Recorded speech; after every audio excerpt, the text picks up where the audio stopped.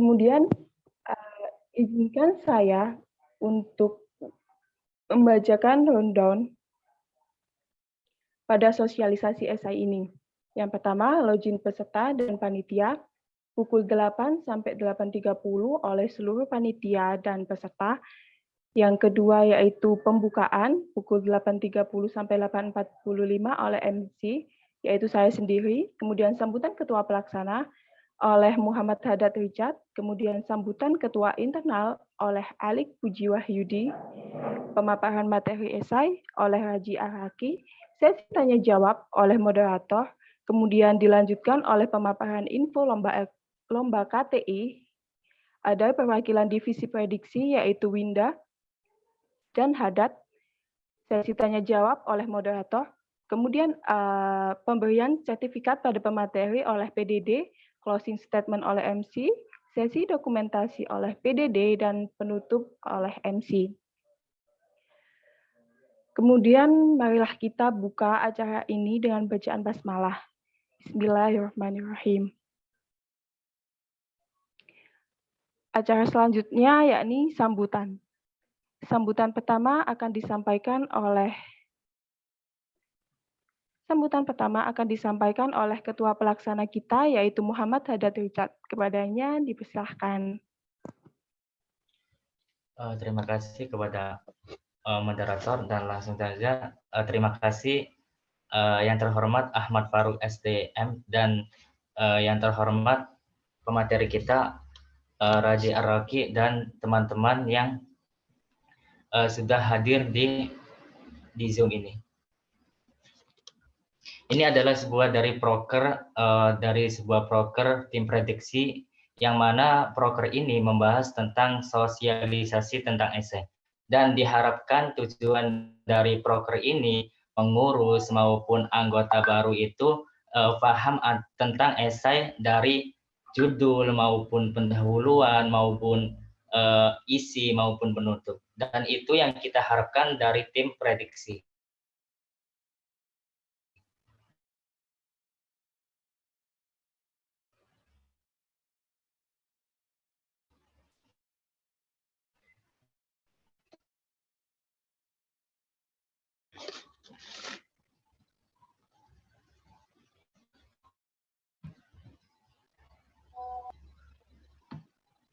Sesi ini tuh fungsinya itu untuk yang pertama pengurus maupun anggota baru yang paham tentang esai itu bisa murojaah atau mengulang lagi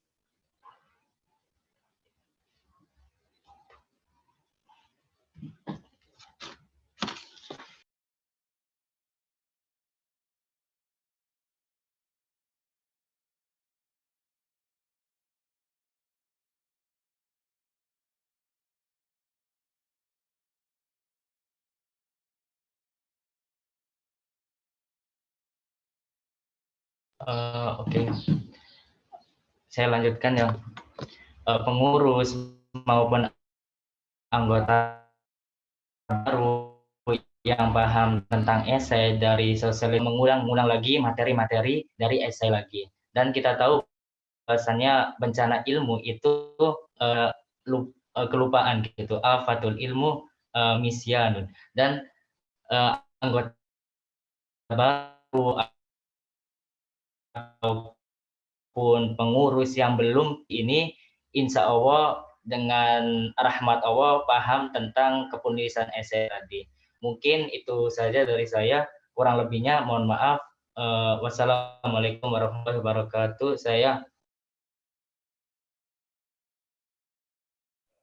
Waalaikumsalam warahmatullahi wabarakatuh. Sambutan selanjutnya yaitu disampaikan oleh Ketua Internal kita, yaitu Alik Puji Wahyudi. Kepadanya dipersilahkan. Oke, bismillahirrahmanirrahim. Assalamualaikum warahmatullahi wabarakatuh. Sepagi teman-teman, terima kasih untuk panitia dan juga teman-teman anggota baru dan juga teman-teman pengurus yang sudah meluangkan waktunya di pagi hari ini untuk mengikuti webinar sosialisasi ISEI. Diharapkan nanti udah output dari ini mungkin teman-teman bisa langsung menerapkan dan mengimplementasikan materi yang diberikan oleh nanti Mas Raji. Dan ini juga info untuk Mas Raji ini kebetulan ini adalah alumni FDI sendiri angkatan 2015. Oke, mungkin itu aja sambutan dari saya. Mungkin nanti teman-teman bisa lebih semangat untuk mengikuti lomba ISEI di kemudian hari. Ya, mungkin itu aja sambutan dari saya. Kurang lebihnya terima kasih. Saya kembalikan ke moderator. Oke, terima kasih atas sambutannya memasuki acara selanjutnya. Dan yang sudah kita nanti-nantikan yaitu pemaparan materi esai oleh pemateri hebat kita, yakni Kak Raji Araki. Nah, sebelum dimulai nih, perkenankan saya untuk membacakan CV-nya terlebih dahulu ya. Mungkin untuk PDD bisa bantu share screen.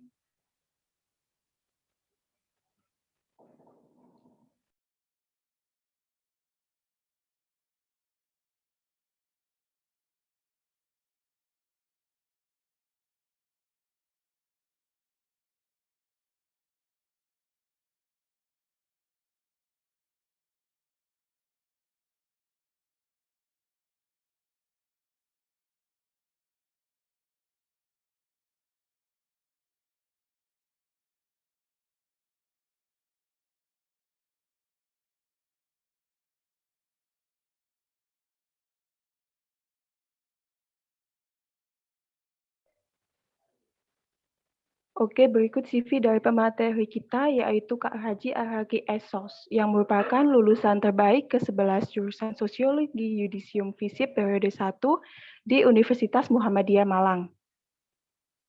Sekarang beliau sedang melanjutkan studinya di Universitas Sains Malaysia dalam bidang Center for Policy Research and International Studies.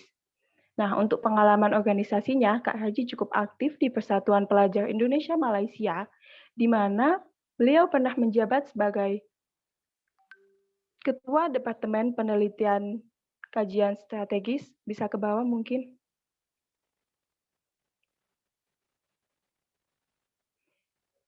Kemudian Ketua Departemen Pengembangan Organisasi dan Akademik, serta anggota Divisi Aspirasi dan Advokasi. Beliau juga pernah menjabat sebagai Ketua 1 UKM Forum Diskusi Ilmiah dan anggota Divisi PKP UKM Forum Diskusi Ilmiah. Wah, kalau dilihat-lihat cukup mengagumkan ya pemateri kita hari ini. Mungkin untuk mempersingkat waktu, langsung saja kepada Kak Haji. Waktu dan tempat dipersilahkan.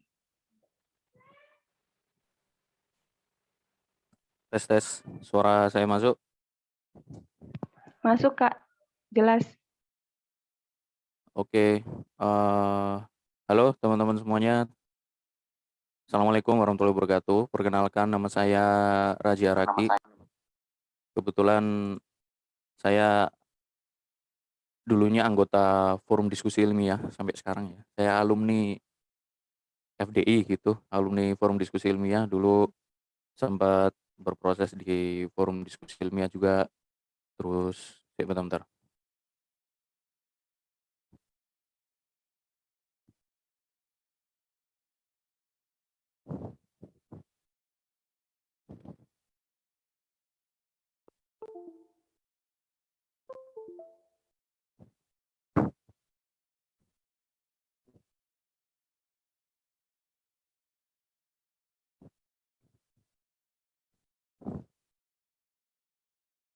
Ya, mohon maaf saya ulangi. Assalamualaikum warahmatullahi wabarakatuh. Perkenalkan, nama saya Raji Araki. Saya alumni Forum Diskusi Ilmiah.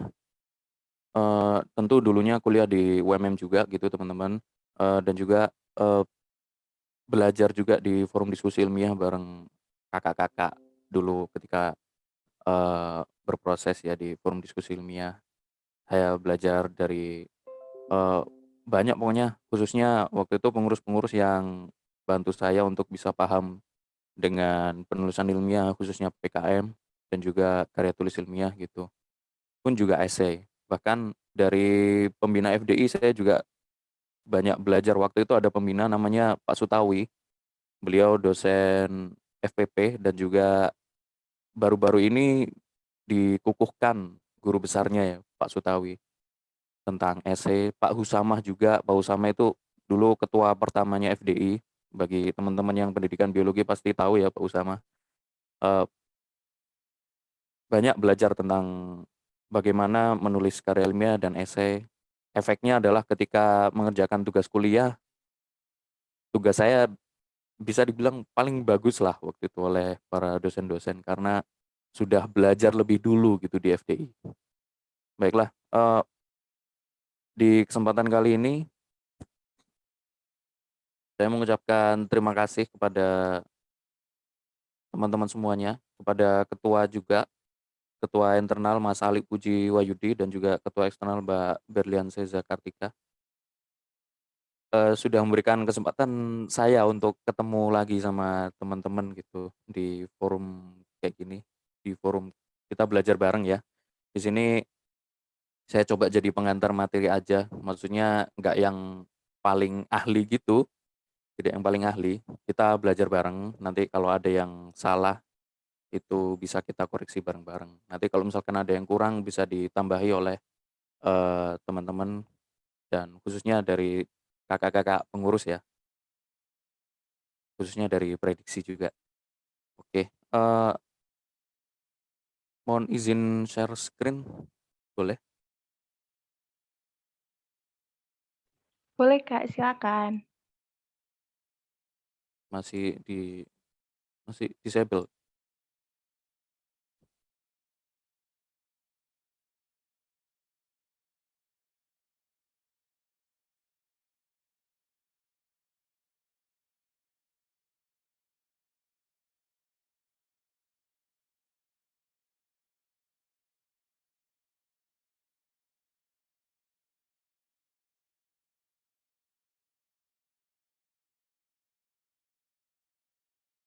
Oke, sambil nunggu diperbolehkan untuk share screen, saya coba mulai aja ya penjelasannya terkait essay. Essay itu adalah salah satu bentuk penulisan yang tidak asing di dunia akademik ya teman-teman. Kita sebagai mahasiswa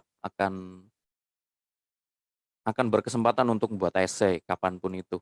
Nah, apalagi eh, di kuliah biasanya ada tugas untuk menulis essay, kemudian eh, ketika di forum diskusi ilmiah kita diajak untuk ikut lomba menulis essay.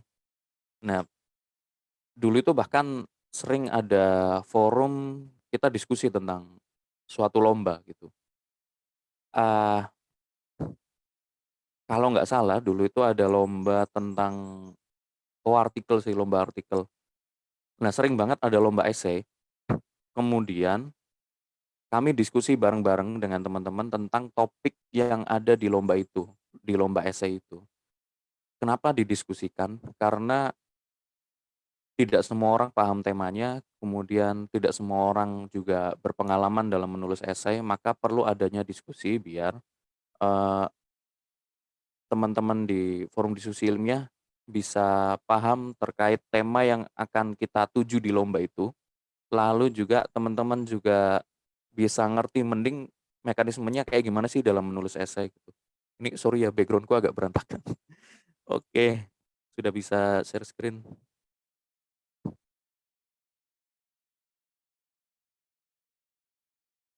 Essay, menulis essay untuk UKM Forum Diskusi Ilmiah UMM. Eh, Essay ini sifatnya dia terdiri dari opini dan fakta, teman-teman.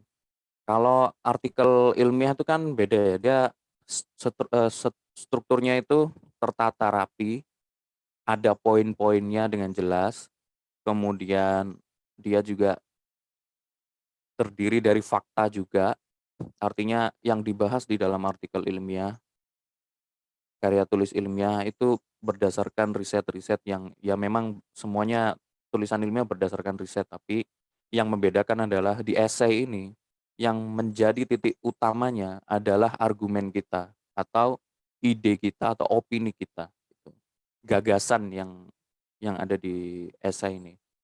Nah, gagasannya itu bukan hanya sekedar gagasan tapi dijabarkan dengan cara kita sebagai penulis. Artinya sekreatifnya kita dalam menjabarkan argumen kita nanti di dalam essay. Makanya makanya kita bisa membedakan antara esai dan artikel ilmiah. Artikel ilmiah bisa jadi mengangkat sebuah gagasan, tapi eee, bentuknya lebih terstruktur. Sedangkan esai itu sifatnya bebas.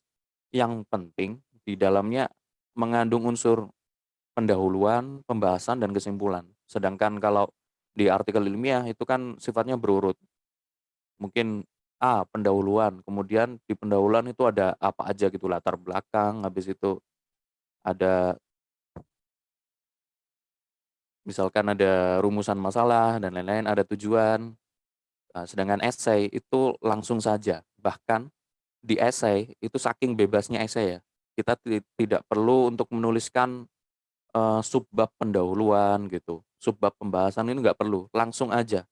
Seperti menulis opini di surat kabar tapi bedanya, ini sifatnya ilmiah gitu. Kita menunjukkan data di dalamnya, kita menunjukkan sumber-sumber di dalamnya, lalu kita menuliskan referensi di akhir. Itu kalau esai. Sehingga wajar kalau kita bilang esai itu merupakan opini dan fakta campur jadi satu. Nah, power-nya ada di mana? Power-nya ada di idenya itu, di opininya, di argumen kita sebagai akademisi. Atau ya argumen kita dalam menuju tujuan kita menulis gitu. Maka wajar kalau kita bilang esai itu sifatnya subjektif tapi analitis, nggak sembarangan subjektif gitu, nggak asal ngomong. Sumbernya tetap berdasarkan riset, berdasarkan sumber-sumber dari literatur-literatur yang terkait dengan topik yang kita bawa. Lalu mungkin juga kita mau mengadakan survei kecil-kecilan juga nggak apa-apa, bisa. Seperti itu. Lalu strukturnya sederhana seperti yang saya bilang tadi, dan yang paling penting adalah ide atau gagasan atau argumen. Nah, eee, lalu esai ini bentuknya itu bisa bermacam-macam teman-teman. Bisa dalam bentuk pengamatan, artinya esai yang kita tulis itu adalah pengamatan akan sebuah sebuah kasus kah, atau sebuah isu, atau sebuah permasalahan. Kritik itu juga bisa. Kita pengen melakukan kritik terhadap ide yang sudah ada sebelumnya itu juga bisa. Misalkan, eee, memberikan kritik tentang ide penggunaan, minyak bumi sebagai bahan bakar minyak gitu. Kita berikan kritik, lalu kita berikan solusi bahan bakar minyak sekarang kita pakai bahan dasar air aja, misalkan seperti itu bisa kritiknya. Dan lain-lain, kritik bersifat sosial pun juga bisa, sangat bisa. Refleksi juga bisa, gagasan pun demikian. Bahkan, program kalau kita punya program gitu misalkan program pendidikan, eee, pendidikan bahasa Arab dasar untuk anak, eee, sekolah dasar sebagai apa gitu misalkan, itu bisa dijabarkan di esai. Nanti dijabarkan idenya nanti dijabarkan di bagian pembahasan. Lalu produk, kalau teman-teman punya produk hasil penelitian gitu, misalkan teman-teman punya produk pengganti nasi dari umbi-umbian gitu bisa disampaikan dalam bentuk esai dan lain-lain, banyak bentuknya esai. Lalu, ini yang saya sebutkan tadi strukturnya bisa pendahuluan, kemudian pembahasan, lalu kesimpulan. Tapi, eee, bisa juga yang tidak perlu disebut subbabnya gitu, tidak perlu disebutkan pendahuluannya apa, pembahasannya apa, kesimpulannya apa, itu nggak perlu disebutkan juga nggak apa-apa, juga bisa gitu. Nah, itu semua tergantung pada panduan yang akan kita pakai. Jadi gini teman-teman, kita menulis esai itu kan tidak hanya sembarang menulis esai kan, ada tujuan tertentu, ada momen tertentunya juga. Misalkan teman-teman nulis esai untuk lomba, maka ikuti panduan yang ada di lomba itu. Nanti bentuk esainya seperti apa, kemudian, temanya apa, minimal berapa halaman, kemudian maksimal berapa kata, itu diikutin aja. Yang penting, ide dan gagasan kita bisa tersampaikan dengan baik di situ. Nah, kita bahas tentang strukturnya ya sekarang, struktur yang singkat aja. Nanti teman-teman pengurus kalau melihat ada yang kurang bisa ditambahkan. Kita ke pendahuluan dulu. Paling tidak di pendahuluan itu kita harus menyusun kata-kata dan kalimatnya agar pendahuluan ini bisa menjadi daya tarik bagi para pembaca. Kan membaca itu kan kita tidak bisa lompat ke tengah gitu kan. Kita baca dulu dari awal. Maka kita buat semenarik mungkin. Nah, buat teman-teman yang masih mulai untuk menulis, nggak apa-apa, silahkan banyak nulis, silahkan dilatih untuk menulis agar kita semakin terbiasa untuk menemukan penyusunan kata yang menarik. Karena menulis itu bukan keahlian tapi kebiasaan, teman-teman. Kita biasa untuk menulis, kita biasa untuk menuangkan ide-ide kita dalam bentuk tulisan, kemudian kita susun, maka itu akan menjadi susunan kata yang bagus. Kalau tidak dilatih nanti yang terjadi adalah pengulangan kata. Dalam satu paragraf misalkan ada berapa kata akhirnya, nah itu. Ada berapa kata yang, ada berapa kata jadi. Itu kan sering terjadi. Sering sering kita, ya banyak lah yang mengalami itu. Sehingga perlu kita latih paling tidak di bagian pendahuluan itu, di awal-awal esai kita buat semenarik mungkin. Nah tentu di pendahuluan ini isinya ya tentang eee, kenapa kok membahas topik ini gitu. Terus ya kita jelaskanlah secara singkat topiknya itu tentang apa, kenapa kok yang seperti ini, dan biasanya ditulisnya dari umum ke khusus. Misalkan kita menulis tentang tentang tentang itu tadi, pengganti nasi dari singkong misalkan. Nah, kita mengkajinya dari umum dulu. Kita kaji bahwasanya Indonesia ini adalah negara agraris. Kemudian banyak eee, warganya suka mengkonsumsi nasi gitu dan lain-lain, banyak. Pokoknya dari hal yang sifatnya umum ke khusus, ke yang lebih mengerucut lagi, dari Indonesia negara yang agraris, kemudian konsumsi nasi itu tinggi, habis itu kita ada kendala pangan. Kendala pangan ini harus kita antisipasi dengan diversifikasi misalkan, atau kita harus punya alternatif bahan pangan selain nasi, yaitu bisa dari umbi-umbian gitu. Nah, kemudian dijelaskan tentang umbi-umbian itu bahan dasarnya bahannya kandungan di dalam umbi-umbian itu seperti apa, kita coba lihat, kita coba berikan perbandingan singkat lah, penjelasan singkat perbandingannya tentang eee, umbi-umbian atau singkong gitu dengan nasi, dengan beras ya. Dari tadi nasi mulu, beras, kayak gitu. Nah, dibandingkan sedikit, habis itu baru kita masuk ke bagian pembahasan, di sana kita jabarkan lebih dalam lagi tentang perbandingannya, lalu, eee, manfaat jika kita menggunakan singkong atau umbi-umbian lain sebagai bahan alternatif bahan pokok makanan, begitu. Nah, kemudian teman-teman di latar belakang bisa juga dikasih data dan sumber untuk penguat. Bisa dikasih data dan sumber, bisa dikasih, dulu itu pernah ada solusi apa sih? Dulu itu pernah ada solusi apa yang berkaitan dengan topik yang teman-teman bawa di esainya itu. Lalu sampaikan juga tentang analisis SWOT. Analisis SWOT ini ya, eee, analisis tentang idenya itu, kekuatannya itu gimana, kelemahannya gimana, kesempatannya itu gimana, dan ancamannya seperti apa, gitu. Lalu, eee, kemudian dirangkai katanya sehingga menuju ke pembahasan. Seperti itu kira-kira untuk pendahuluan. Nah, terus kita lanjut ke bagian pembahasan. Di pembahasannya itu juga seperti yang saya jelaskan tadi, tidak perlu ada poin-poin, tapi kalaupun teman-teman perlu ada poin-poin silahkan, tapi biasanya di bagian pembahasan ini tetap dijabarkan saja gitu, uraian gitu bentuknya, bukan yang per poin.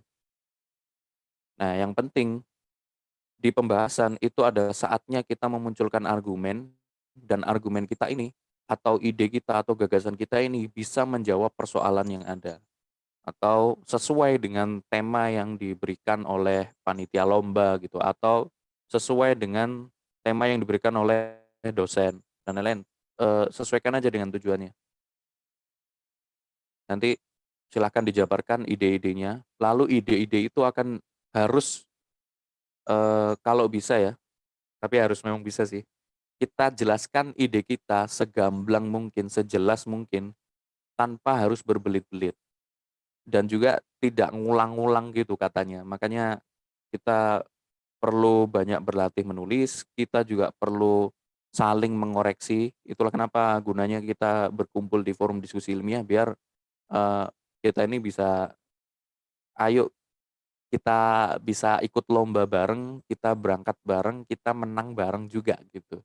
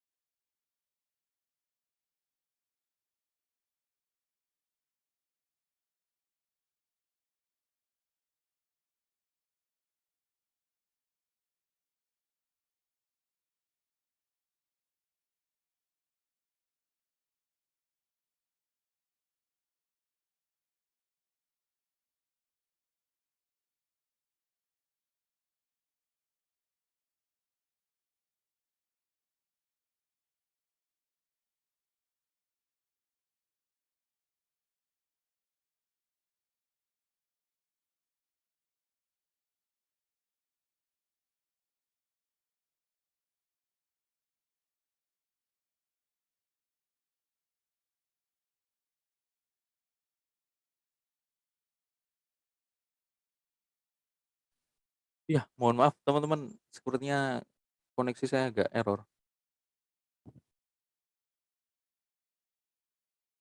Saya lanjut ya.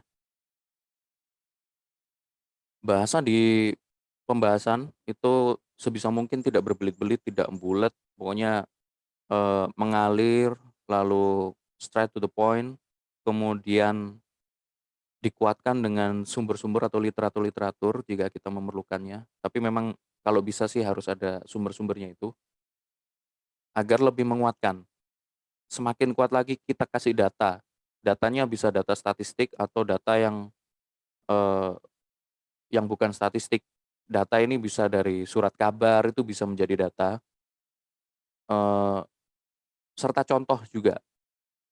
Nah, kebanyakan orang banyak juga sebagian orang yang menganggap data ini harus data statistik. Cuma, buat saya pribadi, data itu fleksibel, tidak hanya data statistik, tapi data yang berkaitan dengan hal-hal, yang terupdate di masa kini pun juga bisa menjadi data. Surat kabar itu bisa menjadi data.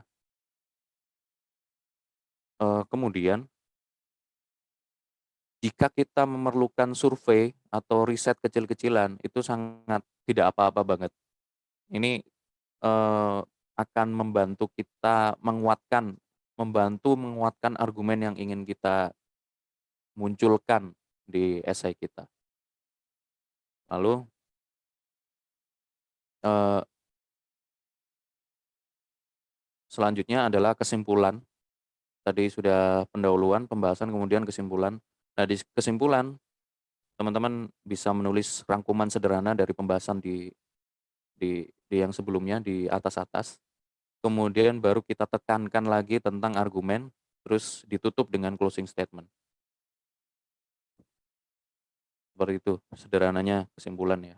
Nah, ada beberapa hal yang perlu diperhatikan teman-teman terkait penulisan esai. Yang pertama tentu jangan copy paste, karena ini menulis esai adalah salah satu kesempatan kita untuk menyampaikan ide-ide segar dari kepala kita. Ini merupakan bentuk kesyukuran kita sebagai manusia yang diberikan, eee, kelebihan gitu, kelebihan sebagai makhluk yang berakal gitu, maka kita manfaatkan karunia itu untuk, eee, berpikir lebih kritis lagi, berpikir lebih dalam lagi, memunculkan gagasan-gagasan kita sehingga, eee, kita hindari yang namanya copy paste.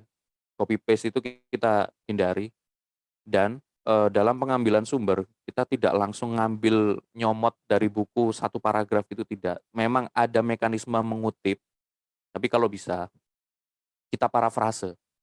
Kita gunakan mekanisme parafrase untuk mengambil sumber-sumber yang sudah ada gitu, agar, eee, ini tuh lebih terkesan ide murni kita, karena yang dilihat di esai ini kan opini dan fakta, jadi argumen kita yang dilihat di sini. Dan cara penulisan dari si penulis itu juga sangat diperhatikan. Maka dari itu, eee, lebih baik kita lakukan parafrase biar kesan itu muncul, kesan bahwasanya tulisan esai kita ini benar-benar ditulis dengan rapi, ditulis dengan, eee, mengalir oleh si penulis, itu dapat kesannya, gitu. Eee, Selain itu, esai juga tidak yang panjang-panjang, tidak yang 15 halaman gitu, tidak. Singkat, padat, jelas, dan sesuai dengan panduan aja. Kalau misalkan di panduannya itu maksimal 3 halaman gitu, ya sudah kita ikuti 3 halaman. Makanya esai itu sebenarnya nggak yang panjang-panjang. Kayak esainya Pak Sutawi dulu pernah menunjukkan beliau esainya, memang sangat padat banget. Esainya itu cuma 2 halaman, tapi padat banget isinya, padat banget. Padat ini dalam artian ide gagasannya itu banyak, kemudian sumber referensinya itu juga banyak juga. Beliau juga, eee, memakai referensi A, B, C untuk menguatkan gagasan beliau gitu. Lalu setelah menulis, silakan cek dari awal sampai akhir untuk melakukan pengecekan apakah ada pengulangan kata, atau kesalahan dalam EYD, atau huruf besar, huruf kecil, spasi, kemudian, kalau misalkan kita menemukan tulisannya nggak yang rapi, kita rapikan, dan lain-lain. Ada kesalahan, tanda baca, itu kita perbaiki juga. Lalu yang perlu diperhatikan juga gunakan sumber terpercaya teman-teman. Ya seperti yang kita tahu, kita coba utamakan mengambil sumber itu dari buku, kemudian dari jurnal ilmiah, atau mungkin dari surat kabar juga bisa,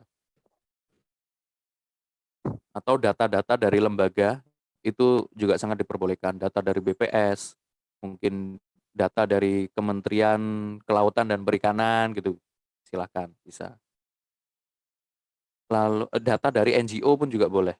Biasanya NGO ada websitenya kan. Nah, kita pakai data yang disajikan di website itu nggak apa-apa. Yang penting menyantumkan sumber dan juga kita, dalam menuliskan sumbernya sesuai mengikuti kaidah yang berlaku. Karena seringkali kita menuliskan daftar pusaka ini asal nulis aja gitu, apalagi sumbernya dari website, teman-teman, nulisnya itu sembarangan aja. Nah, kita cari caranya seperti apa. Kan kita mudah untuk mengakses Google ya sekarang ya. Jadi cari aja cara penulisan sumber dari internet. Itu ada kaidahnya. Teman-teman akan ketemu nanti. Lalu ini yang terakhir, banyakin baca dan diskusi dengan teman-teman. Mumpung kita di forum diskusi ilmiah, orangnya banyak. Ini bukan yang kompetisi baik, siapa yang lebih baik, siapa yang lebih keren gitu, tidak. Kita kerjasama di sini.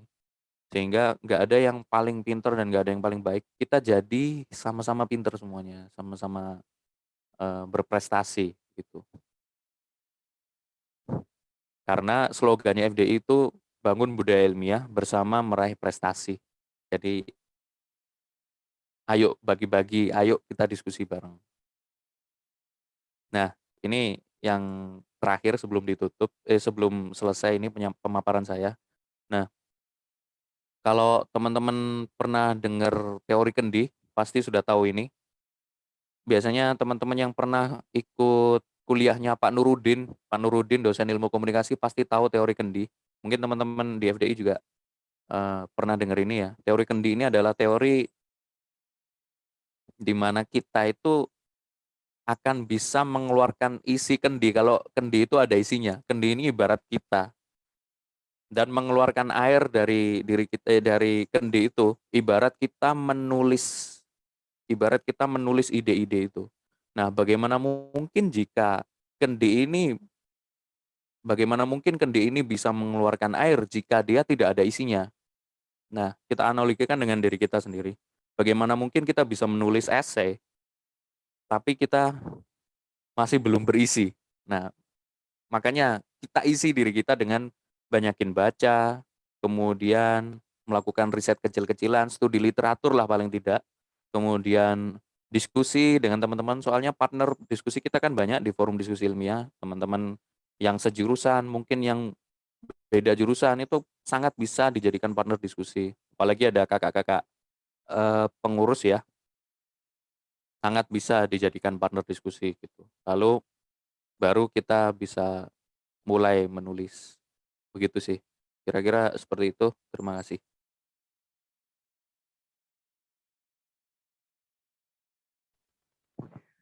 Oke, dipersilahkan untuk teman-teman apabila ada pertanyaan bisa langsung raise hand lalu open mic ya.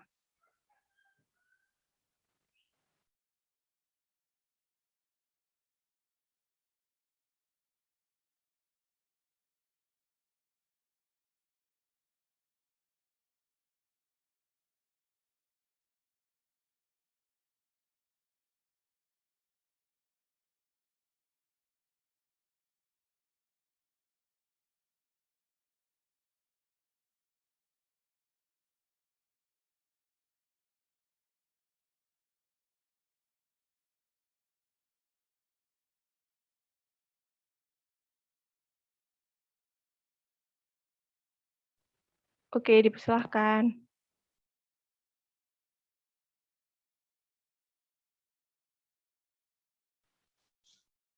Iya, Assalamualaikum. Kak, saya mau bertanya. Tadi tuh kakak nyebutkan kalau tidak boleh penggunaan kata. Itu maksudnya gimana, Kak? Iya, langsung aja ya? Atau gimana?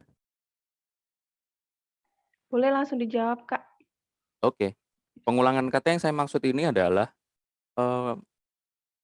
ini tuh sering terjadi gitu loh di diri kita. Kalau kita nulis dalam satu kalimat, itu banyak kata yang diulang-ulang. Kayak misalkan, kata jadi gitu, kata jadi itu muncul bisa sampai 5 kali di dalam satu paragraf. Nah, itu bisa kita hindari, coba kita hindari. Nah, bagaimana bisa menghindarinya? Kita lakukan proofreading. Misalkan habis nulis, kita cek dari awal sampai akhir, kok sepertinya sudah mantap, tapi, eee, kayaknya perlu dikoreksi sama teman-teman deh. Nah, kita coba minta tolong teman-teman yang lain untuk koreksi. Coba bacaan deh, ini kira-kira sudah sip belum? Rangkaian katanya, kemudian tanda bacanya dari awal sampai akhir kira-kira susunan kalimatnya sudah sip belum? Ternyata ada, yang kurang pas, yaitu pengulangan kata. Nah, pengulangan kata ini bisa membuat pembaca juga tidak nyaman dan argumen kita menjadi berbelit-belit, kurang bisa dipahami. Makanya hindari yang namanya pengulangan kata itu. Pengulangan kata ini wajar terjadi buat kita karena sama, saya pun juga sering seperti itu, pengulangan kata. Makanya, biar pengulangan kata itu semakin berkurang, kita coba sering menulis, kemudian kita coba lakukan proofreading. Maksudnya, kita minta tolong teman kita untuk, "Coba bacain deh, nanti kalau menemukan pengulangan kata, kasih tahu aku ya, biar aku bisa, betulin." Kayak gitu.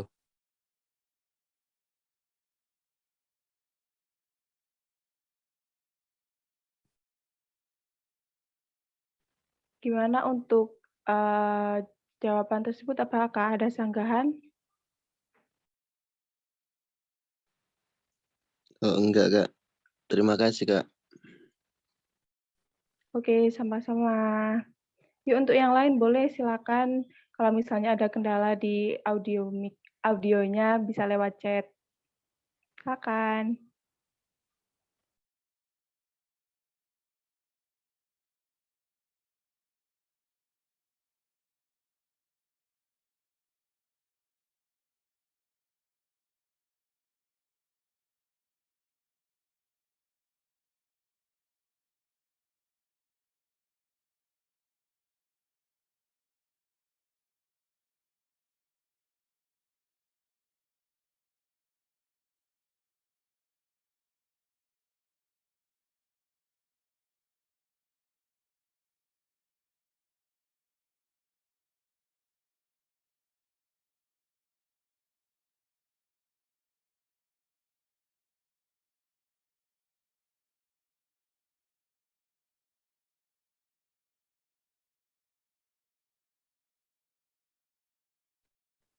Silakan Kak Winda.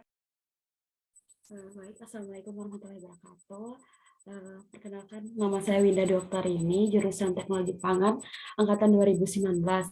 Mohon izin bertanya, Mas Raji, yang ingin saya tanyakan, biasanya di esai itu ada juga yang kayak membahas terkait aplikasi gitu, Mas. Jadi, apakah kita harus menghasilkan kayak harus ada aplikasinya atau hanya kita sekedar kayak menjelaskan gitu?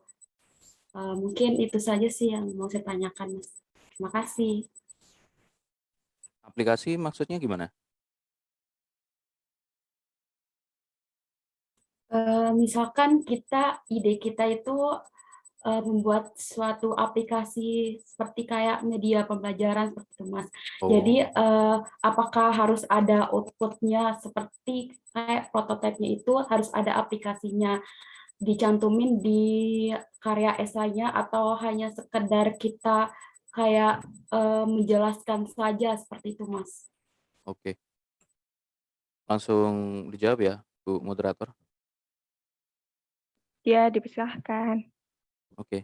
Nanti teman-teman yang lain, teman-teman pengurus yang lain atau teman-teman yang ada di sini, kalau misalkan perlu menambahkan silahkan ya.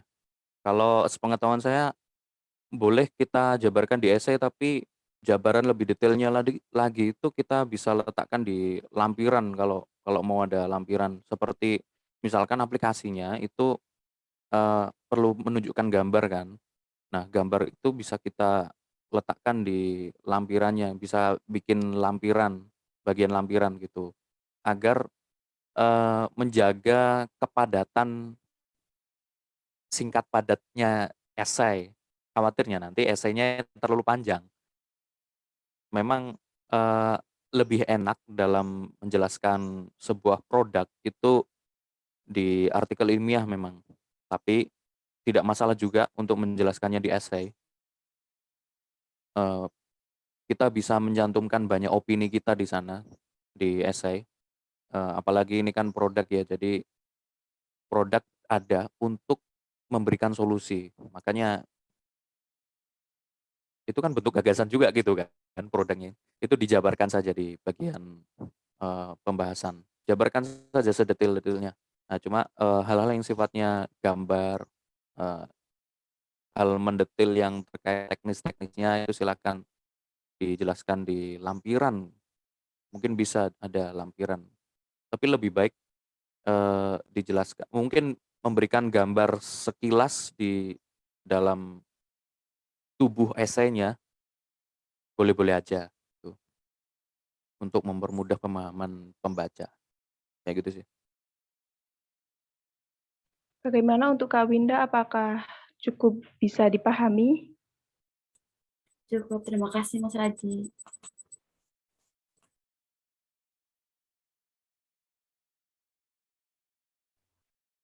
Mohon maaf izin bertanya. Oke, selanjutnya mohon maaf ya Kak Nadia, karena yang duluan itu Sinta, jadi Sinta dulu ya.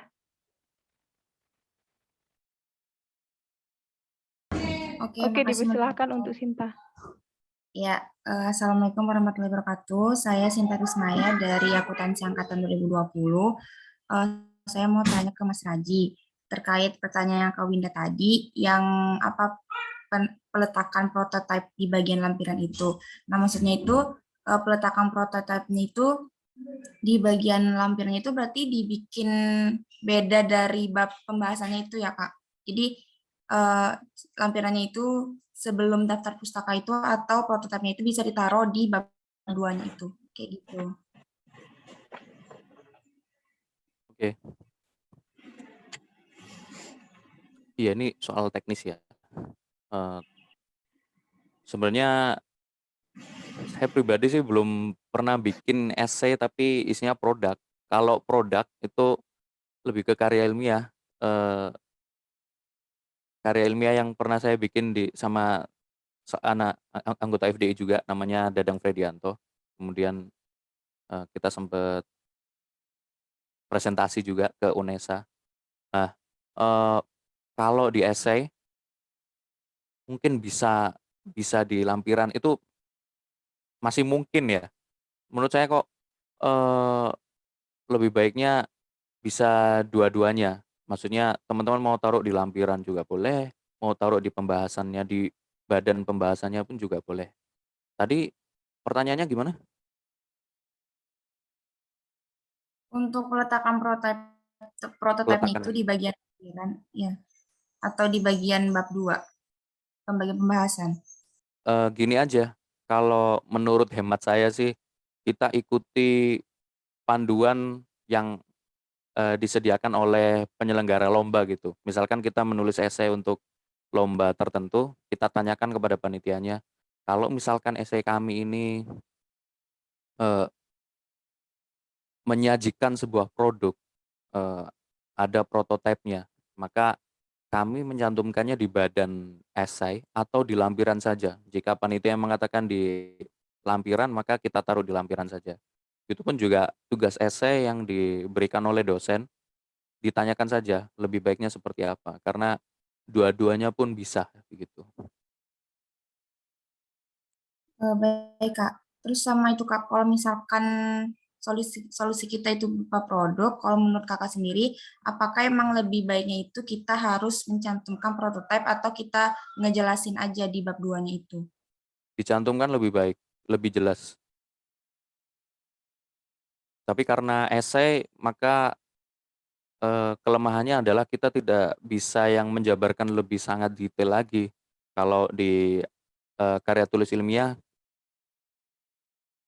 bisa lebih detail. Baik, Kak. Saya mau tanya lagi boleh nggak, Kak? Boleh, boleh. Ini terkait referensi di esai kita sendiri. Nah, kalau menurut Kakak sendiri itu apa ada maksimal atau minimal dari referensi di esainya itu, atau minimal deh di daftar pustakanya itu nanti kita cantumkan referensinya itu ada berapa gitu yang bagus gitu. Oke. Bagusnya sih paling enggak 5 ya, 5 itu sebenarnya dikit juga. 7 lah paling enggak, 7 lah paling tidak itu. Karena kita kan perlu, gagasan kita itu perlu didukung oleh sumber-sumber yang kuat, terlebih sumber-sumbernya itu adalah sumber-sumber yang baru, 5 tahun terakhir gitu. Misalkan sekarang 2022 ya, ya 5 tahun terakhir dari 2022, 2022, 2021, 20, 19, 18 lah, atau 2017 lah paling tidak sumbernya gitu. Kecuali kalau memang buku-buku yang sifatnya kita perlu referensi dari buku-buku yang sifatnya teori atau metodologis, dan bukunya itu adalah buku-buku terbitan lama, memang bukunya orang-orang biasanya nyebutnya buku babon gitu, buku sakti lah gitu, sehingga eee, tidak agak sulit untuk tergantikan gitu, makanya bisa kita gunakan untuk referensi. Ya, eee, kalau banyaknya berapa ya sebanyak-banyaknya boleh, boleh, bahkan banyak teman-teman saya yang pakai referensi itu bahkan menulis esai sampai 30 lebih, referensinya. Ya paling enggak minimal 5 atau 7 lah gitu, 7 ke atas gitu. gitu teman-teman. Baik, Kak. Terima kasih penjelasannya. Oke. Baik ya, apakah udah cukup? Udah, mungkin bisa Kalau dilanjut. mungkin bisa dilanjutkan oleh Kak Nadia. Dipersilahkan.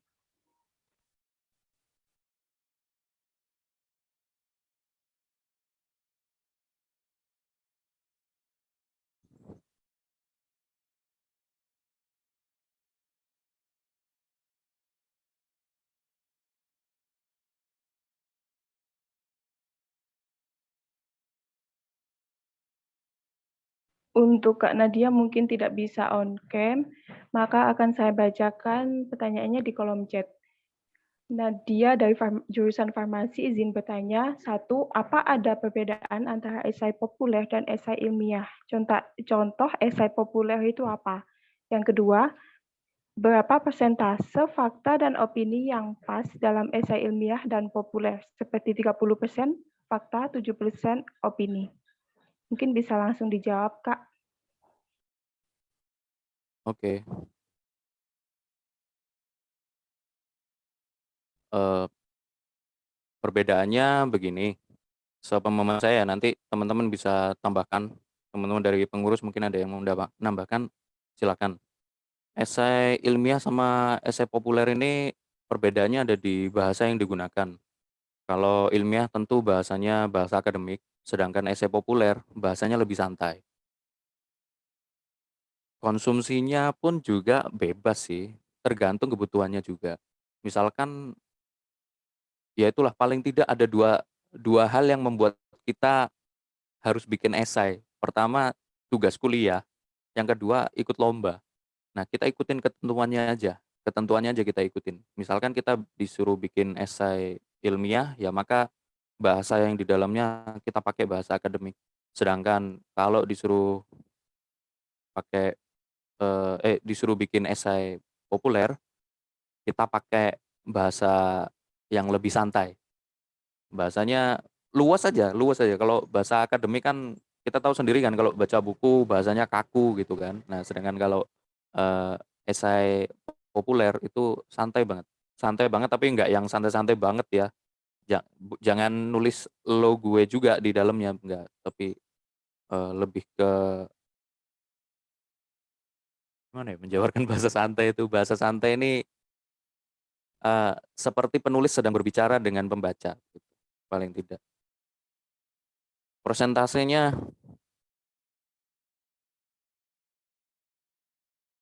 kalau boleh saya katakan seharusnya lebih banyak di gagasan karena esai. Esai ini sifatnya seperti yang saya bilang tadi, opini dan fakta dijadikan satu, tapi fungsi dari fakta ini adalah pendukung dari opini. Sehingga kalau bisa opininya dibanyakin karena nyawa di dalam esai itu adalah di opini, nyawa besarnya gitu.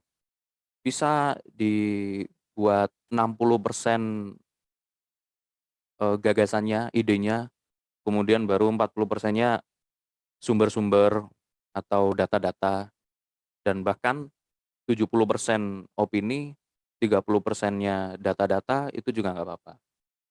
Yang penting highlight utamanya yang ada di essay itu adalah gagasan atau ide atau opini.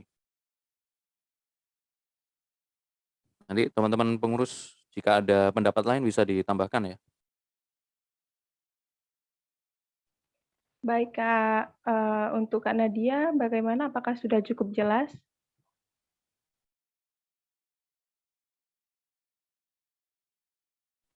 Oke, baik. Mungkin bisa dilanjutkan oleh Kak Maulidah.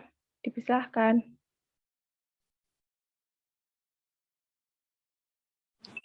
Ya, halo, apakah suaranya terdengar? Iya. Oke, baik Mas, izin bertanya.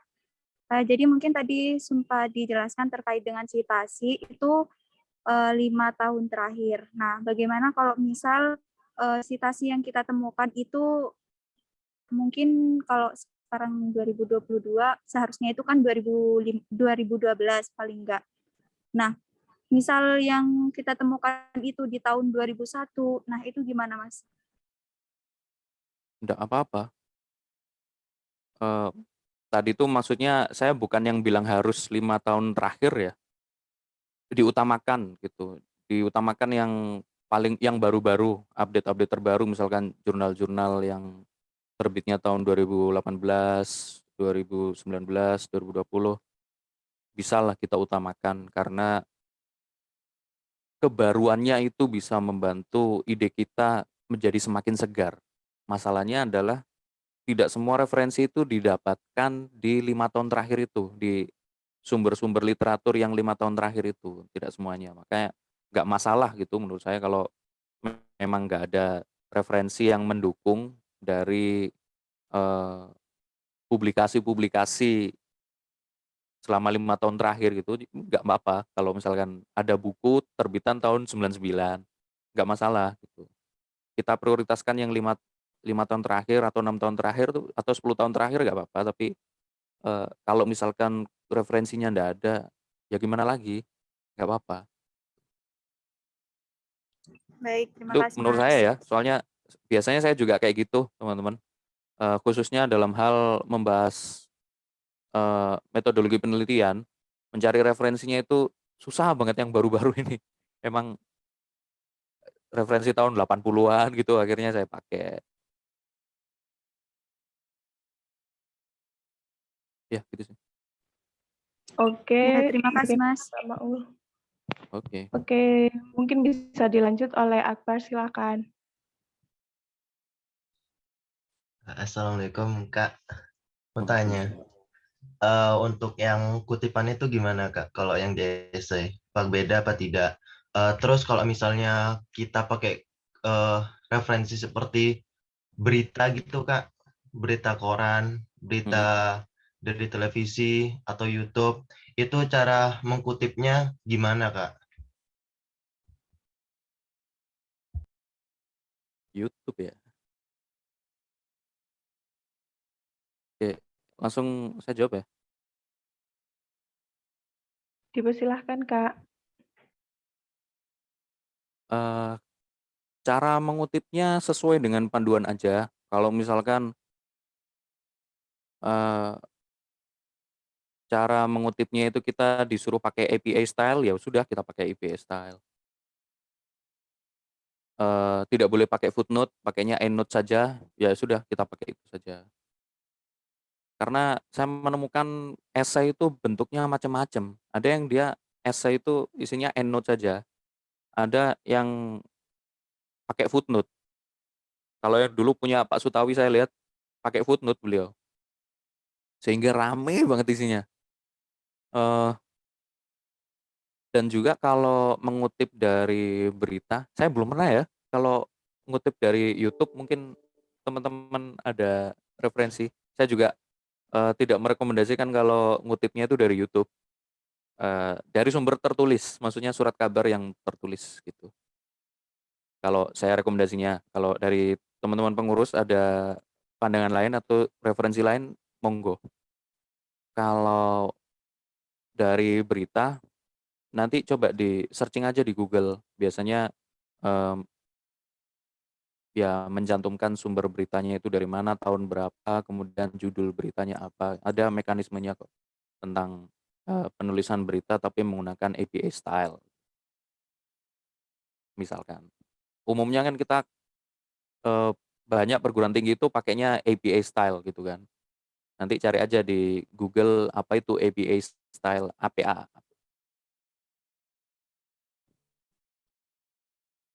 Kayak gitu. Bagaimana? Apakah sudah jelas?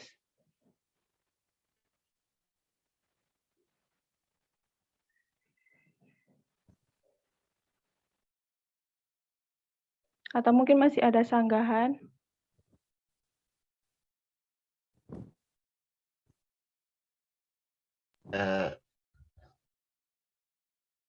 Iya Kak. Terus kalau misalnya yang pakai MM itu Kak di depannya, saya kurang paham Kak. Hah? Seperti dapat dari kutipan surat kabar gitu, seperti Kompas.com.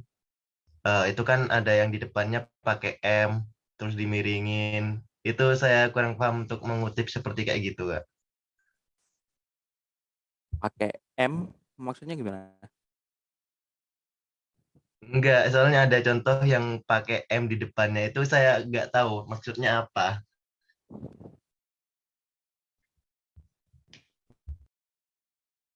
Pakai M di depannya. M titik terus surat kabar apa? Suara kom titik pas kasih itunya kurung. Oh, mungkin contoh aja sih. M itu mungkin contoh nama penulisnya begitu. Karena biasanya urutannya itu nama penulis, kemudian tahunnya, habis itu judulnya apa, terus ini terbitnya di mana, habis itu alamat websitenya silahkan dicantumkan, diakses tanggal berapa, pukul berapa.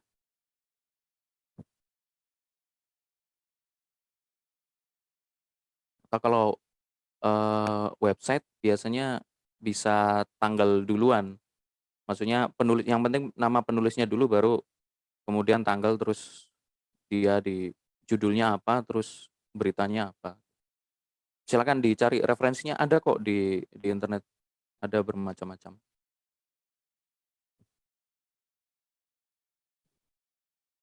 Oh, ya baik Kak. Terus saya menanya lagi Kak, yang soal eh, penarukan seperti teknik itu Kak, seperti produk, seperti Mhm. prototipe itu. Kalau misalnya seperti teknik itu Kak, seperti teknik terapinya, terus dimasukkan kepada isinya kan, dimasukkan ke isinya, itu Mhm. gimana Kak cara masukannya? Terus kita ngabungin dua teknik menurut A dan menurut B, digabungin di kalau kolaborasi di dalam satu esai kita, itu gimana untuk cara menjelaskannya Kak?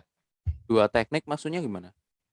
Ya maksudnya menurut John Ko dari Jepang itu memberikan teknik kayak gini, dan menurut Yano dari gini, terus kita simpulkan kalau teknik ini sangat cocok untuk dipadukan, tapi di orang lain itu belum dicobakan dua teknik ini, tapi kita memaparkan kalau teknik ini memang cocok untuk diberikan kepada, khususnya kepada orang yang mengalami stroke gitu Kak. Nah, yang seperti itu saya rasa, logika berpikirnya sudah pas, sehingga tinggal dijabarkan saja di bagian pembahasan. Tentu di pembahasan itu kan kita punya argumen, pertama argumennya dituliskan gitu, kemudian, eee, kita berikan dialektikanya, eee, dari sumber-sumber literatur kan para ahli gitu, misalkan, menurut A seperti ini, menurut B seperti ini, tapi berdasarkan kondisi yang kami temui di lapangan, maka menurut kami yang A itu lebih tepat karena bisa, meng-cover masalah apa gitu. Lalu kita jabarkan, misalkan kita punya prototipe atau kita punya, eee, apa itu namanya, produk atau punya punya gambaran kerangka fishbone gitu misalkan, kita tampilkan di sana nggak apa-apa. Baru kemudian kita lanjutkan lagi penjelasan terkait, eee, produk kita yang sudah kita tampilkan di sana. Kira-kira gitu sih. Kerangka berpikirnya yang tadi saya suka dan sudah bagus itu. Oh iya Kak, terus saya nanya lagi. Ya. Kalau misalnya di kan teknik itu punya gambaran ya, gambaran tersendiri. Seperti kalau kan di terapi sendiri itu kan ada gerakan-gerakan khusus yang bisa menyembuhkan si pasien. Terus sedangkan gerakan di B itu ada gerakan khusus yang bisa menyembuhkan pasien. Berarti kita perlu nggak masukin gambarnya atau tidak? Kalau diperlukan nggak apa-apa, karena ini kan kadang ada penjelasan yang tidak yang akan sulit untuk dipahami pembaca kalau tidak ada gambarnya gitu kan. Boleh aja, nanti gambarnya bisa dibikin satu gambar tapi isinya ada 2 gitu, yang ada keterangan A dan B gitu misalkan. Ya, ya baik Kak. Terima kasih banyak Kak. Oke. Oke, mungkin langsung ke pertanyaan selanjutnya ada di kolom chat atas nama langsung aja ke pertanyaannya, yaitu apakah ada batas kalimat minimum dan maksimum dalam satu paragraf esai, Kak? Mungkin bisa langsung dijawab. Silakan. Oke, mudahnya sih paling tidak satu paragraf tuh minimal 3 kalimat. Akan kurang sip juga kalau satu paragraf tapi kepanjangan. Ya tergantung isi topiknya juga sih sebenarnya, tapi, eee, minimal lah paling enggak 3 kalimat.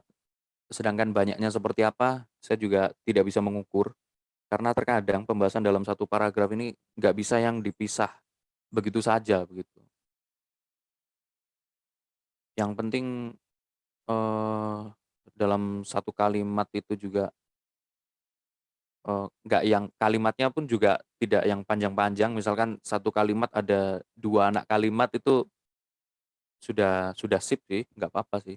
Ya tergantung bagaimana pembahasannya, yang paling nggak satu paragraf paling nggak ada 3 lah, 3 kalimat minimal. Bagaimana, apakah bisa dipahami atau masih ada sanggahan? Ya bisa, terima kasih Mas.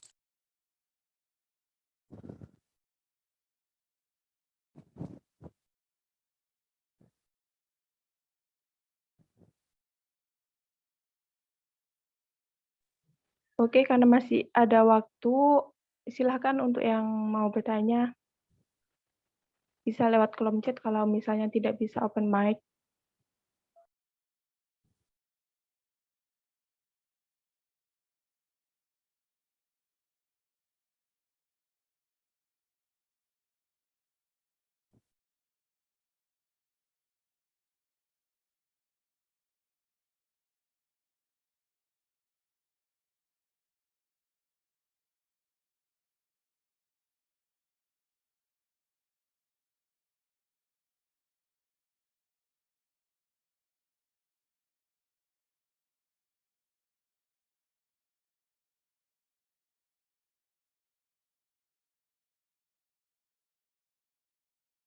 Oke, mungkin kita cukupkan ya, Kak, untuk sesi tanya jawab ini.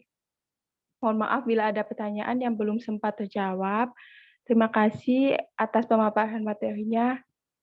Jangan itu ya, Kak, dimohon untuk tidak live, soalnya nanti ada sesi foto buat sertifikat, sesi penyerahan sertifikat di akhir acara ini. Terima kasih. Oke.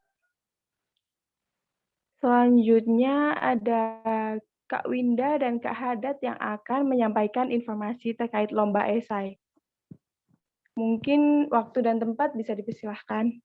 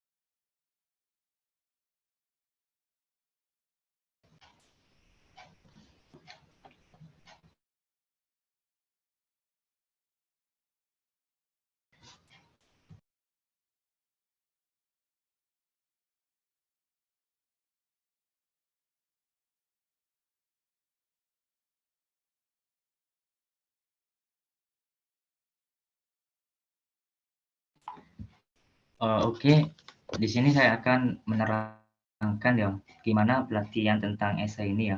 Yang pertama, nama saya Muhammad Adab Richard dan di sini saya sebagai PJ esai ya. Dan esai ini itu dibentuk oleh divisi prediksi sama PSDM, itu yang pertama. Dan yang kedua itu kita pembentukan kelompok itu yang pertama dibentuk tim masing-masing. Maksudnya gimana? Yang pertama itu kemarin kita udah mengirim sebuah link dan di situ anggota baru ataupun pengurus itu bisa collab satu sama lain gitu. Itu yang pertama. Kita bedakan yang pertama.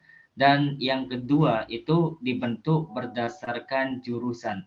Oke, semisal ini aku di jurusan pendidikan bahasa Arab. Berarti nanti pengurus itu bisa membentuk antara kolaborasi pendidikan bahasa Arab dengan pendidikan bahasa Arab. Dan esainya nanti itu pasti akan berhubungan dengan keagamaan. Itu yang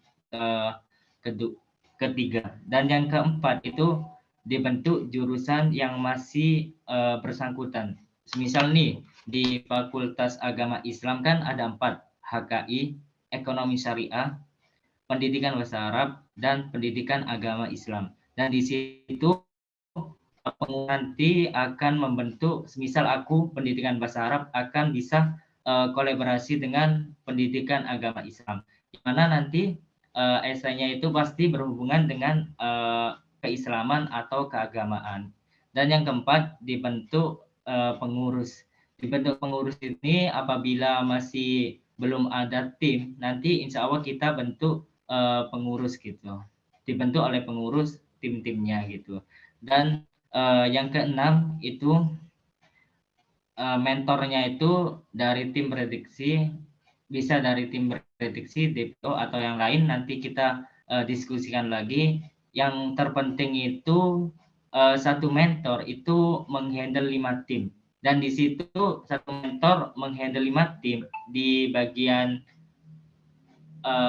tersendiri itu nanti ada info lomba tersendiri gitu. Mulai dari lombanya apa, kemudian timelinenya kapan, kemudian harga perlombanya kapan, itu secara teratur gitu. Nanti ketika semisal 5 tim ini mengumpulkan esai semua, itu nanti ada seleksi ya, seleksi dari DPO ataupun pengurus yang bersangkutan yang lebih memahami esai gitu. Dan itu mungkin dari keterangan saya, mungkin dilanjutkan oleh tim prediksi, Mbak Winda.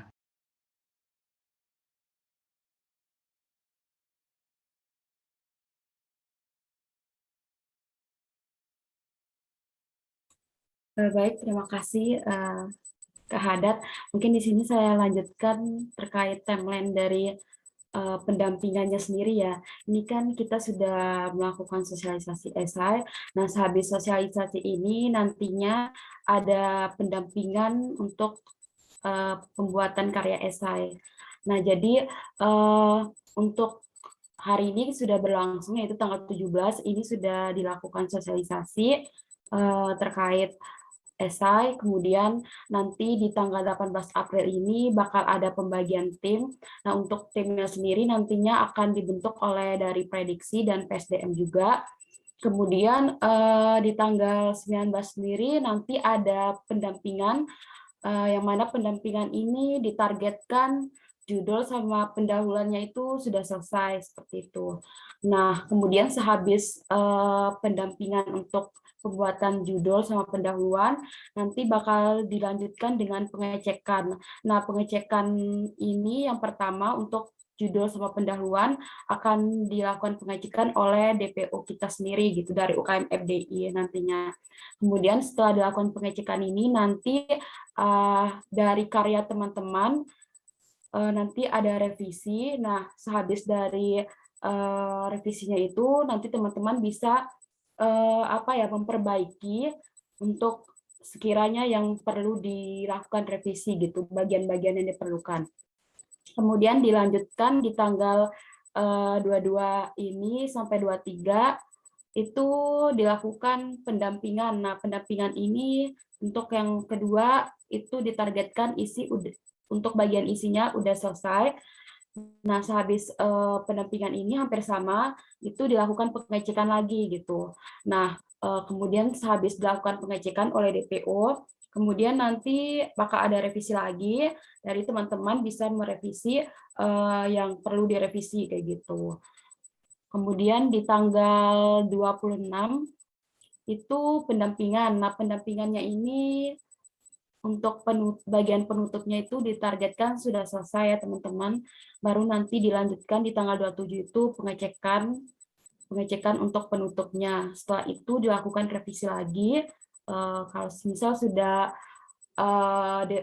dilakukan revisi untuk finalnya dari bab 1, dari pendahuluan, isi sampai penutup.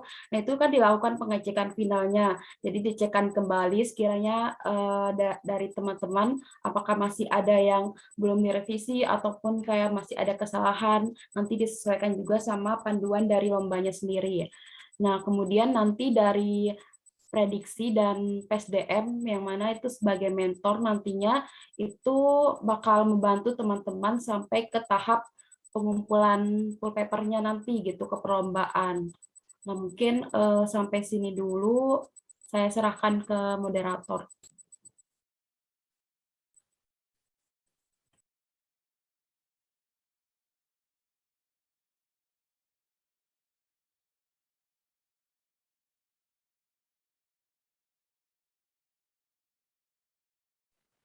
Wah, wajib banget nih diikutin buat ngelatih skill kepenulisan kita ya, Kak. Nah, dipersilahkan untuk teman-teman apabila ada pertanyaan, bisa langsung raise hand lalu open mic ya. Silakan.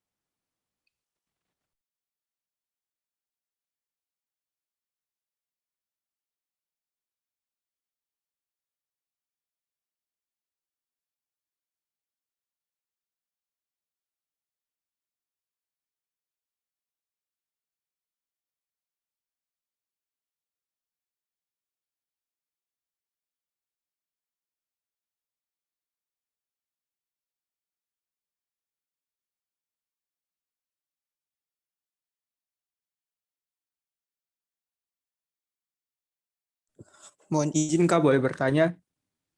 Boleh, silakan. Oh ya, sebelumnya terima kasih atas kesempatan yang telah diberikan. Saya Rio dari Fakultas Hukum. Ingin bertanya tentang pembagian kelompok. Apakah pembagian kelompok nanti itu sesuai sama formulir form yang udah kita isi dan kelompok yang udah kita pilih, ataukah ada mungkin penggabungan dengan teman-teman kelompok lain, ataukah seperti apa? Terima kasih. Oke, mungkin bisa langsung dijawab oleh Kak Haddad maupun Kak Winda ya. Silakan. Oke, terima kasih Mas Rio ya. Yang pertama kan yang sudah aku jelaskan dibentuk di masing-masing yang kemarin kita kirimkan link ya, yang mana itu anggota baru ataupun pengurus itu bisa daftar sekaligus collab gitu. Itu yang pertama. Dan yang kedua itu dibentuk berdasarkan jurusan. Dan yang ketiga itu dibentuk jurusan yang masih bersangkutan. Dan yang keempat itu dibentuk oleh pengurus. Dan yang kedua itu yang pertama udah aku jelasin ya. Yang kedua itu dibentuk berdasarkan jurusan. Misal nih, Mas Rio ini jurusan hukum ya. Nanti kita kolabkan sama jurusan hukum dan kita carikan info perlombaan itu yang berhubungan dengan hukum gitu. Dan yang ketiga itu dibentuk jurusan yang masih bersangkutan. Misal ini kan tadi yang aku sebutkan, aku dari Fakultas FAI, Pendidikan Bahasa Arab, dan di Fakultas FAI itu ada 4 ya, jurusan Pendidikan Bahasa Arab, Pendidikan Agama Islam, Ekonomi Syariah, kemudian Hukum Keluarga Islam. Nah, nanti saya sendiri itu bisa collab, bisa di pengurus itu nanti bisa collabkan aku sama jurusan Pendidikan Agama Islam gitu. Dan yang keempat ini semisal tidak ada grup atau nanti dibentuk oleh pengurus gitu Mas Rio. Oh iya Mas Haddad, terima kasih banyak atas jawabannya. Oke, untuk yang lain dipersilahkan ya. Sayang banget nih kalau nggak tanya.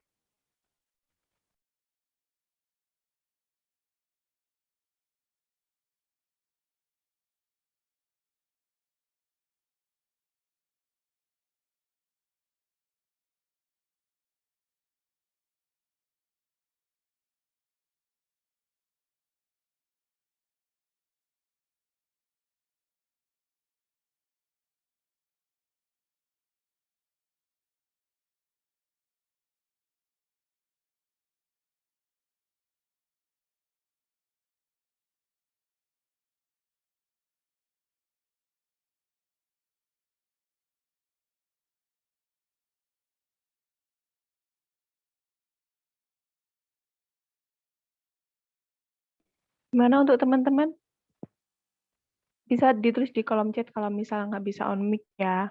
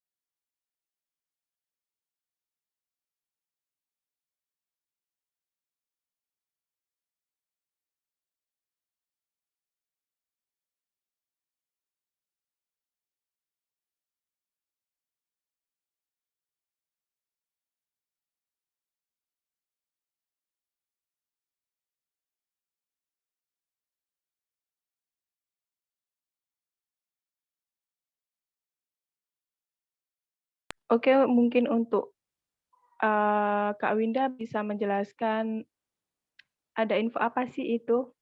Bisa mungkin di-spill. Oke, jadi terima kasih moderator. Jadi ini adalah salah satu info lomba.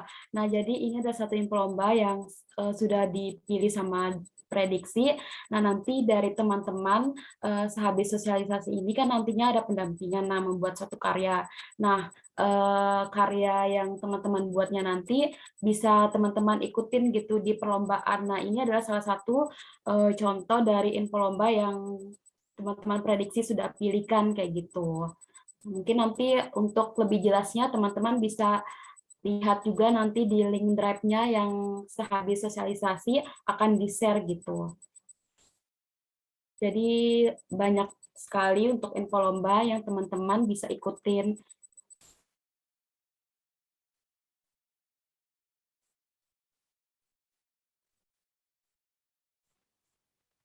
Nah, ini kesempatan kita ya Kak buat pengalaman juga, skill kita juga, siapa tahu jadi calon FDI Award juga gitu kan. Yuk, boleh banget nih yang mau tanya-tanya dipersilahkan. Ya, benar sekali. Nah, ini nanti teman-teman yang aktif gitu ngikutin lomba, nanti kan bakal ada FD Award juga gitu. Jadi jangan kayak tetap semangat gitu, tetap semangat untuk ikutin lomba terus, biar nanti bisa dapet FD Award gitu.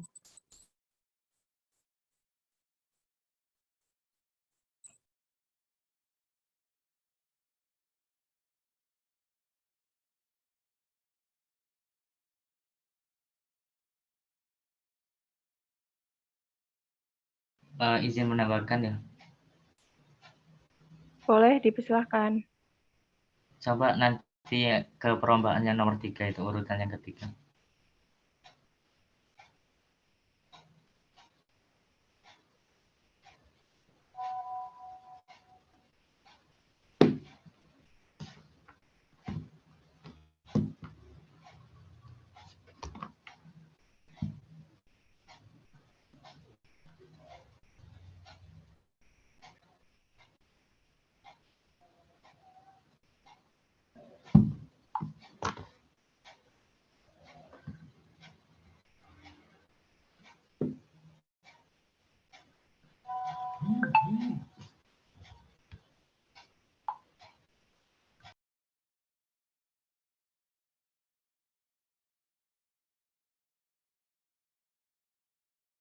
Nah, ini kan lombanya sifatnya umum ya, peran mahasiswa melalui inovasi dan kreativitas dalam mengoptimalkan 5.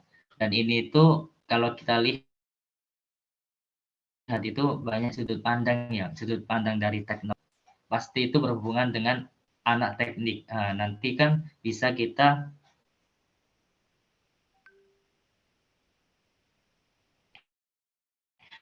bentuk itu berdasarkan jurusan mereka. Pendidikan ini termasuk saya sendiri kolaborasi sama pendidikan PGSD atau yang lain. Kemudian kesehatan, lingkungan, dan energi atau sosial budaya. Mungkin itu dari saya.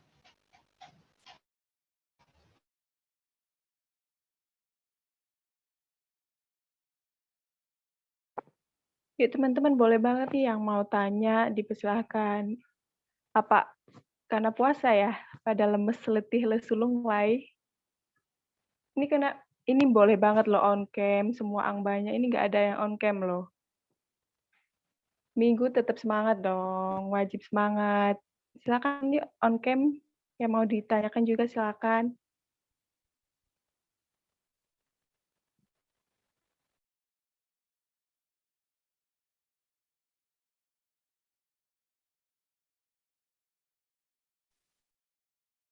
Izin masuk, moderator. Oke, dipersilahkan. Ini kan terkait sebenarnya udah 2 kepenulisan lomba yang kita ikutin gitu. Yang pertama kemarin itu LKTI dan sekarang itu esai kan ya. Nah, aku mau menginfokan aja sekedar apa ya, mengingatkan juga kembali terkait LKTI kemarin, semisal teman-teman di sini ada yang ingin melanjutkan bersama timnya dan ingin mengirimkan di suatu lomba tertentu, itu bisa konfirmasi sama divisi prediksi atau melalui mentor terkait yang ada di grup kemarin gitu. Jadi harapannya teman-teman melalui sosialisasi LKTI kemarin juga apa ya, bisa melanjutkan gitu. Terus juga ada masalah esai juga sama, semisal nanti nih sampai 30 April terus apa ya, teman-teman masih belum bisa menyelesaikan gitu. Nanti bisa dilanjut untuk mengikuti lomba selanjutnya di bulan yang akan datang gitu. Jadi nanti sifatnya lebih apa ya, lebih fleksibel gitu. Misalnya teman-teman mau tanya sama pengurus, contohnya Mbak Winda mau tanya tentang bagaimana sih Kak untuk apa ya, menyelesaikan karya ini gitu. Misalkan nanti kalian ada terkendala ide atau apa gitu, atau terkait isinya gitu, nanti bisa konsultasi sama divisi prediksi gitu. Terus juga masalah timeline timeline lomba esai juga menyesuaikan dengan timeline dari divisi prediksi gitu. Jadi semisal timeline lomba itu tanggal 21 untuk pengumpulan terakhir ya, karena waktu sudah mendekati gitu, kalau menurutku ya jangan dulu diikutin gitu, karena di sini kan butuh proses pengecekan dan lain sebagainya gitu. Jadi teman-teman pilih lomba yang timelinenya sesuai dengan timeline yang dari divisi gitu, divisi prediksi gitu maksudnya. Jadi teman-teman diharapkan semuanya bisa apa ya, membuat karya gitu. Jadi semisal nanti ada apa ya, kendala atau apa, bisa langsung koordinasi sama mentornya gitu. Seperti yang kita lakukan kemarin. Mungkin itu aja informasi dari saya. Terima kasih. Oke, sama-sama. Yuk, nggak ada yang mau tanya nih guys. Tapi itu ya, aku izin menambahin juga, kalau misal kalian masih malu-malu gitu mau ngechat tim-tim prediksi, kalian bisa chat aku PSDM yang udah pada save WA aku, langsung chat aja nggak apa-apa gitu. Kalian tanyain nanti aku sampaikan ke tim prediksi juga gitu. Silakan, bebas banget sesuka kalian ya. Yuk ditanyain kalian. Mungkin tanya terkait lomba-lomba itu nanti bagaimana. Silakan guys. Jangan lupa on cam ya. Semangat.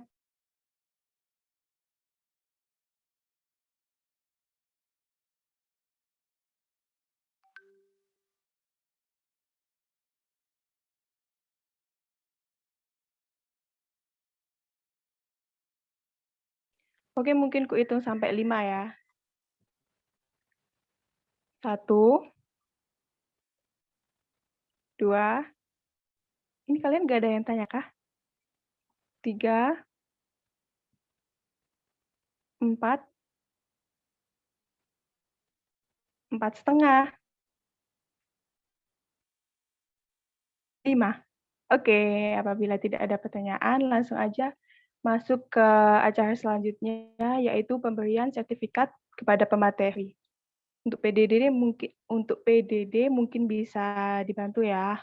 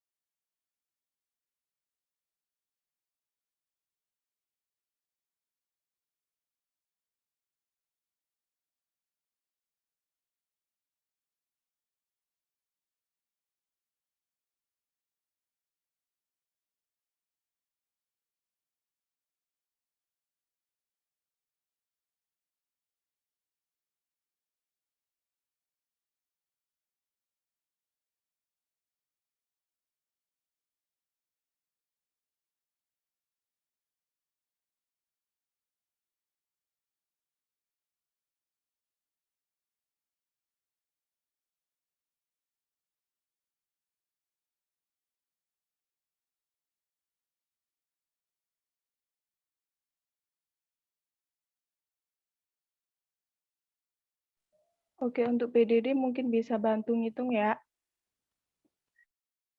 Baik, mungkin untuk Mas Raji bisa on cam Mas untuk dokumentasi dengan sertifikatnya.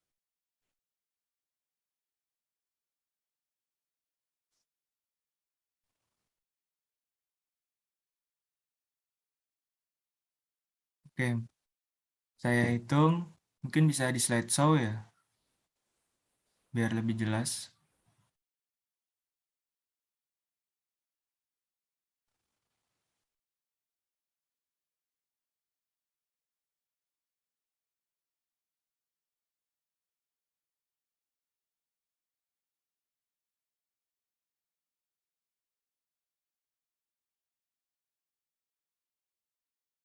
Oke. 1, 2, 3.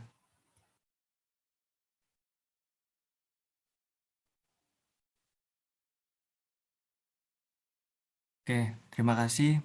Saya kembalikan ke moderator. Oke, terima kasih Kak atas penyampaian materinya pada kali ini. Semoga sehat selalu ya. Semangat untuk studinya. Thank you teman-teman semuanya. Sehat selalu semuanya. Sukses buat lombanya. Terima kasih Kak. Wah, nggak kerasa ya, kita udah selesai nih.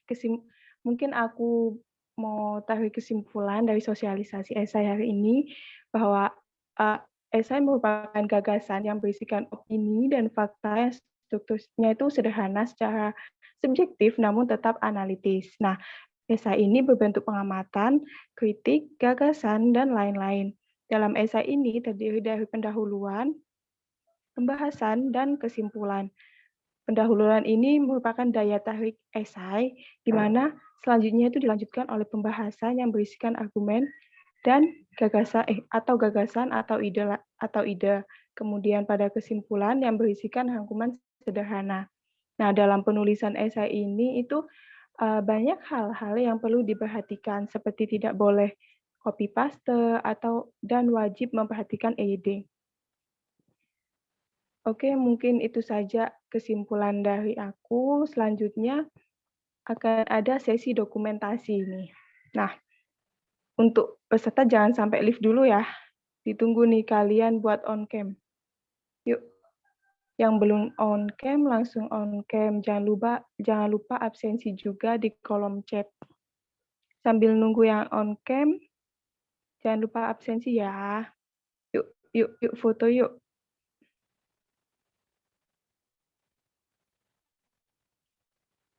Mungkin yang Ini tidak untuk berkendala bisa Angbanya on cam silakan ya. on cam ya.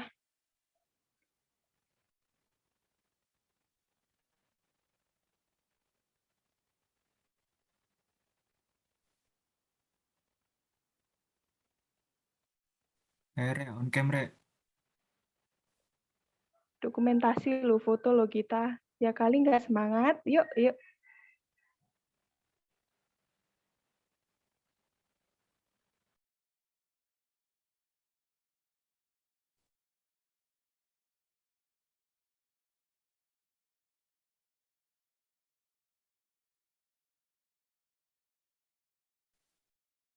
Aku tunggu yang belum on cam silakan on cam biar kita cepat selesai nih.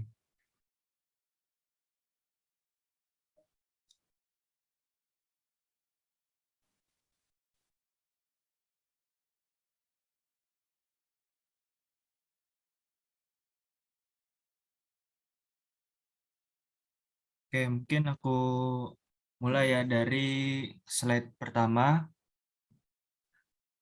1, 2, 3.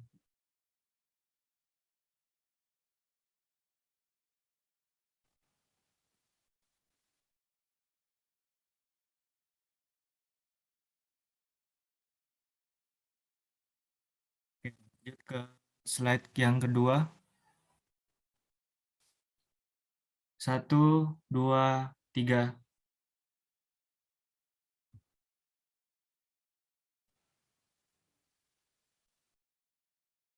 Oke, terima kasih teman-teman.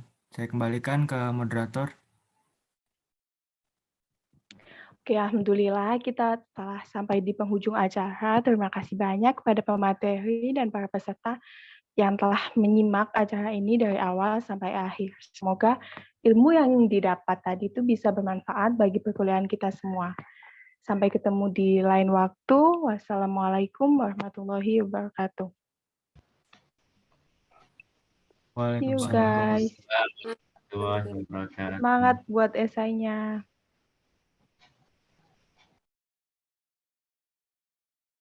Yuk, semangat.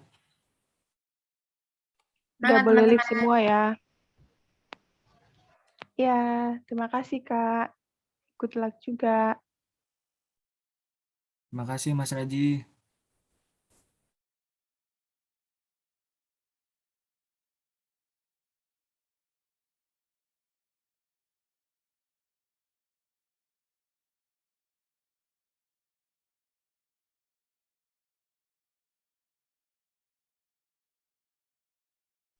Untuk panitia masih ngumpul apa gimana?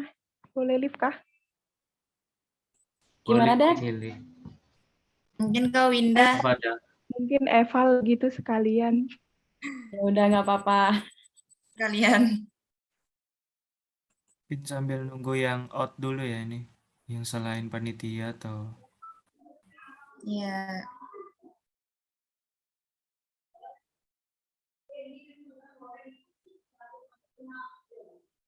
Boleh di-outin nggak, Di? Itu bisa aja ditinggal loh. Dikacangin kita takutnya. Hums.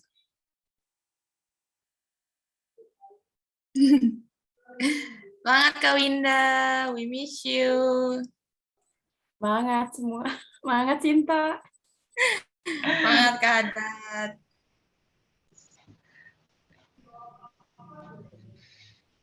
Gimana Dat, udah lega kah? Oh, udah sih sumpah ya.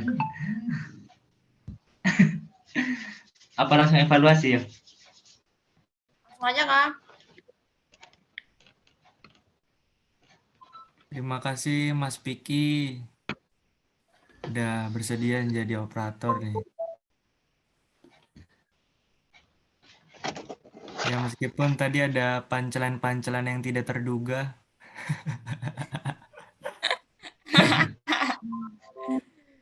Gak apa-apa lah. Oke ya, teman-teman terima kasih ya untuk mendukung esai ini, sosialisasi ini, dan insya Allah ini di evaluasi ini udah bagus ya, nggak ada evaluasi dari saya. Mungkin ada yang nambahin evaluasi, Mbak Winda atau Mas Ardi, Kak Sinta atau yang lain. Insya Allah udah bagus. Tapi ada cerita nanti teman-teman. Kan tadi kan pas pagi itu Zoom-nya itu nggak bisa masuk sih. Ini gimana loh? Terus itu aku pakai laptop temen di samping sebelah. Oh ternyata masih belum bisa masuk gitu. Ternyata itu lama-kelamaan bisa masuk. Dan pemateri itu belum bisa masuk. Dan aku salah chat ke pemateri. Mas, namanya diinfokan. Aduh, itu Mas Raji itu aku chat kayak gitu sih. Terus aku tarik lagi sih. Maaf Mas, salah pesan. Oke, terima kasih ya. Mungkin ada tambahan.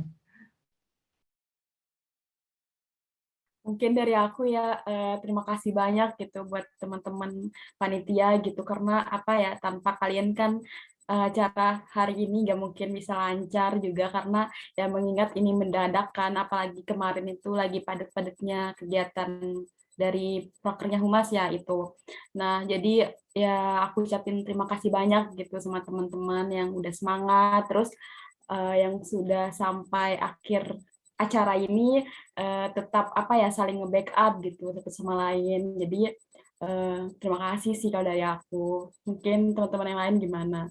Dari prediksi Ya, mungkin. mau tanya Kak, tadi saya lupa timeline pembagian tim itu kapan ya?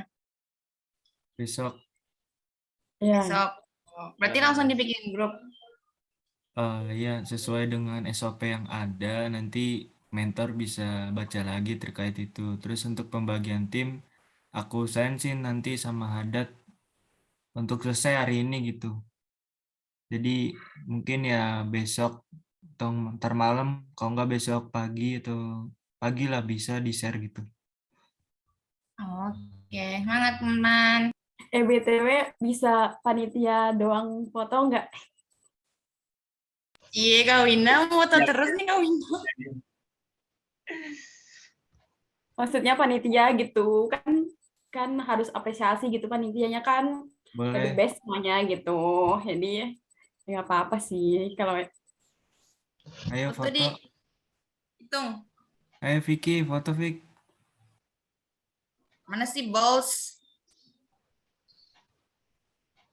Mantap sih nih PDD. Wes pikir nggak diragukan lagi nih Vicky.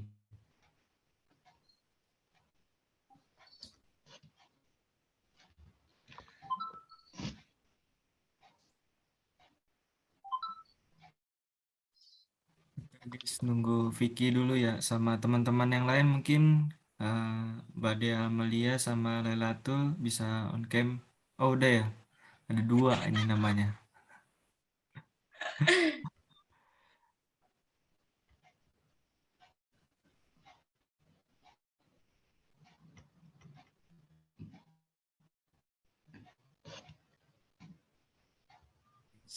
Nunggu Mas Vicky nih. gimana sih Vicky nih? Lagi ini kan Lapa loading. kayaknya dia ke WC deh.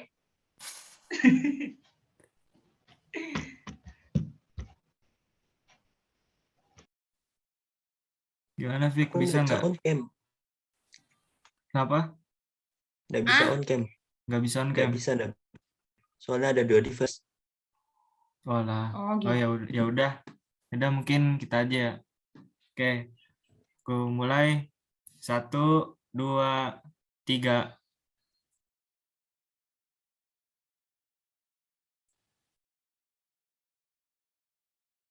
Lagi nggak?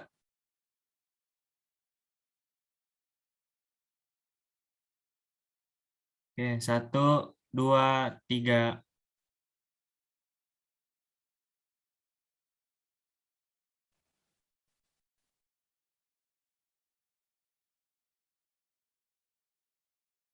Oke, udah teman-teman, terima kasih.